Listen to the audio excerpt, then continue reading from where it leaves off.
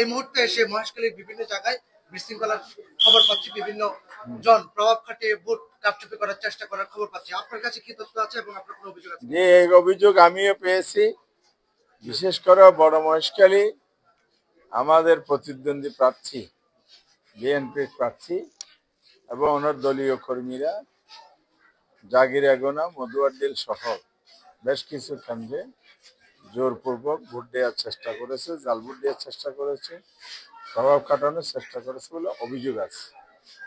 এরপরে কুতুবজমও একই ঘটনা ঘটেছে গড়িভাঙ্গা বিভিন্ন কেন্দ্রে।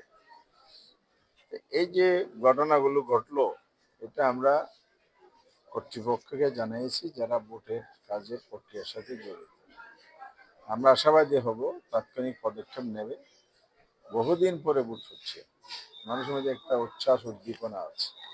হুমকির মুখে যদি উৎসাহ উদ্দীপনা নষ্ট হয়ে যায়, তাহলে পূর্বে যেমন ভোটের প্রতি নির্বাচনের প্রতি মানুষের আস্থাহীনতা তৈরি হয়েছিল, আবারও সেই আস্থাহীনতা চলে আসতে পারে।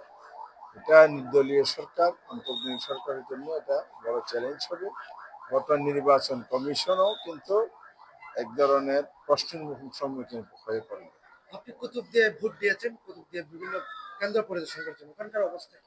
কুতুবদিয়া মহেশখালী সেম অবস্থা, সবখানে আমি ঘুরেছি, দেখেছি। ভোট গ্রহণ এখনো চলছে, শেষ হয়নি। 4:30 শেষ হবে। ভোট শেষ হলে বোঝা যাবে এন্ডিংটা কেমন হয়েছে। এরপরে গণনা, এটা আরেকটা বড় চ্যালেঞ্জের কাজ। দুটোই সুষ্ঠুভাবে হয়ে যদি ফলাফল ঘোষণা হয়, তাহলে বলা যাবে ভোট কেমন হয়েছে, সুষ্ঠু হয়েছে।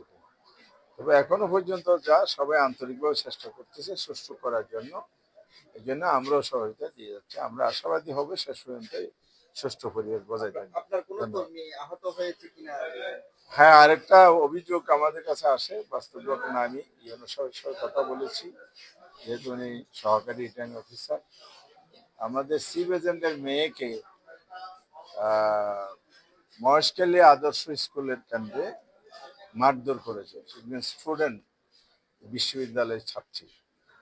একজন সাবেক ভাইস চেয়ারম্যান, সেও তো জনপ্রতিনিধি ছিলেন, একটা মেয়ের গায়ে হাত দেয়া মায়ের জাত। মা বোন তো সবারই আছে, এটা খুবই লজ্জাজনক, খুবই দুঃখ। এটার জন্য আমরা ব্যবস্থা নিতে বলেছি প্রশাসনকে। আমরা অপেক্ষা করছি কি ব্যবস্থা নিচ্ছে। তবে এই ধরনের ক্রিমিনাল অফারেন্স, ফৌজদারি অফারেন্স, এগুলো আইনের আওতায় অবশ্যই আনবে। ধন্যবাদ।